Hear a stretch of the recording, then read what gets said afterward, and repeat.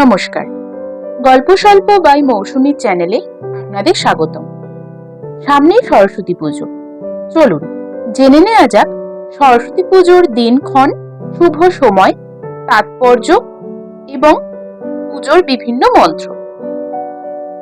প্রতি বছর মাঘ মাসের শুক্লপক্ষের পঞ্চমী তিথিতে বসন্ত পঞ্চমী উদযাপিত হয় এবং এই দিনে দেবী সরস্বতীর পুজো করার প্রথা রয়েছে।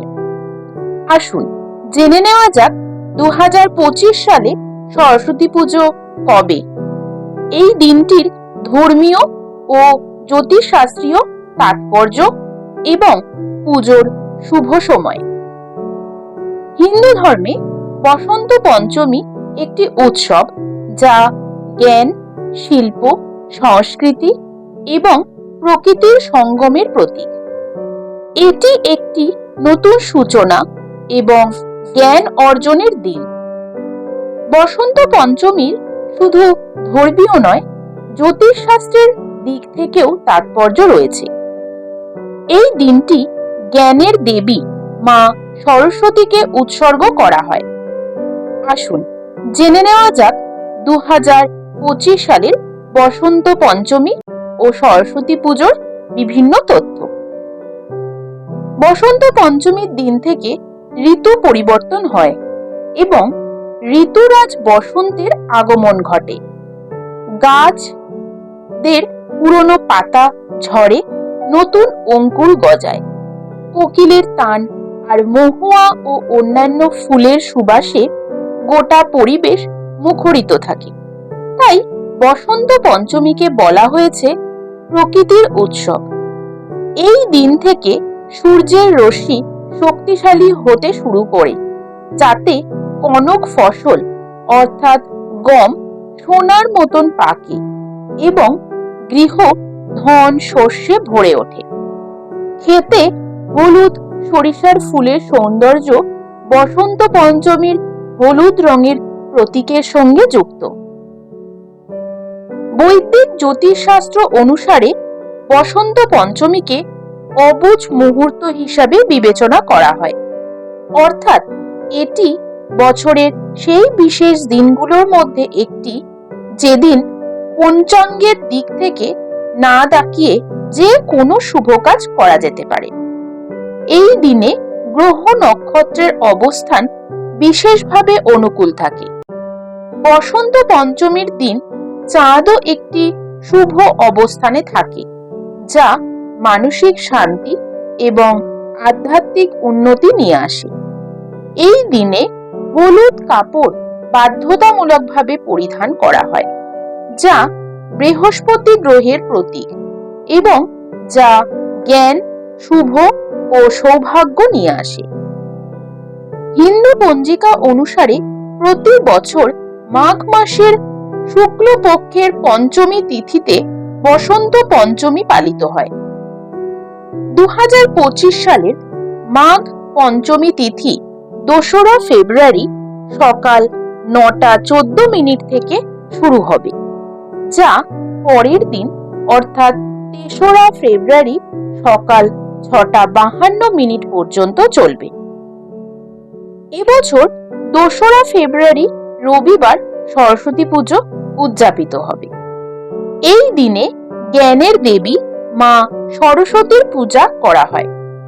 মা সরস্বতীর একটি নাম হলো হলশ্রী, তাই এই দিনটিকে শ্রী পঞ্চমীও বলা হয়ে থাকে।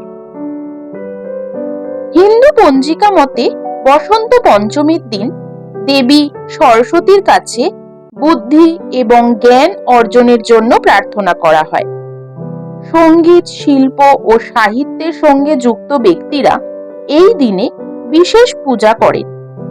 এটি শিক্ষার্থীদের জন্য একটি বিশেষ দিন। 2025 সালে সরস্বতী পূজার জন্য 3 ঘন্টা 26 মিনিট সময় অত্যন্ত শুভ বলে মনে করা হয়। শ্রী শ্রী সরস্বতীর পুষ্পাঞ্জলি মন্ত্র। ওং জয় জয় দেবী চরাচর সারে কুচযোগ শোভিত মুক্তাহারে বীণা পুস্তক রঞ্জিত হস্তে ভগবতী ভারতী দেবী নমস্তুতে। ভদ্রকাল্যই নমো নিত্যং সরস্বত্যই নমো নমঃ। বেদ বেদাঙ্গ বেদান্ত বিদ্যা স্থানেভ্য এবচ। এষো সচন্দন পুষ্প বিল্ল পত্রাঞ্জলি ওং সরস্বত্যই নমঃ। এই মন্ত্র 3 বার বলে পুষ্পাঞ্জলি দেওয়া হয়। শ্রী শ্রী সরস্বতী দেবীর প্রণাম মন্ত্র। সরস্বতী মহাভাগে বিদ্যে কমললোচনে বিশ্বরূপে বিশালাক্ষী বিদ্যাং দেহি নমস্তুতে। জয় জয় দেবী চরাচর সারে কুচযোগ শোভিত মুক্তাহারে। বীণা পুস্তক রঞ্জিত হস্তে ভগবতী ভারতী দেবী নমস্তুতে। প্রচলিত হিন্দু রীতি ও ঐতিহ্য অনুসারে সরস্বতী পুজোর দিনটি শিশুদের শিক্ষা ও বিদ্যা প্রশিক্ষণ ইত্যাদি শুরু করার জন্য একটি অত্যন্ত শুভ দিন বলে মনে করা হয়। এই দিনে যারা প্রথম পড়াশোনা লেখাপড়া শুরু করবে তারা সেই সমস্ত ছোট বাচ্চারা এই দিনে হাতে খড়িও দিয়ে থাকে। এছাড়াও এই পবিত্র দিনটি ব্যবসা, স্কুল প্রতিষ্ঠা ইত্যাদি নতুন কাজ শুরু করার জন্য শুভ বলে বিবেচিত হয়। নমস্কার। আমার সকল বন্ধুদের সরস্বতী পুজোর অনেক শুভেচ্ছা দিয়ে আজকের এই ভিডিও এখানেই সমাপ্ত করলাম। যদি কিছু ভালো লেগে থাকে অবশ্যই করে একটি লাইক কমেন্ট করে দেবেন এবং বন্ধুদের মধ্যে শেয়ার করে দেবেন। এখনো যদি চ্যানেলটি সাবস্ক্রাইব না করা হয়ে থাকে অবশ্যই করে চ্যানেলটি একটু সাবস্ক্রাইব করে দেবেন। খুব শীঘ্রই দেখা হবে নতুন কোনো ভিডিও নিয়ে। এতক্ষণ সঙ্গে থাকার জন্য অসংখ্য ধন্যবাদ। নমস্কার।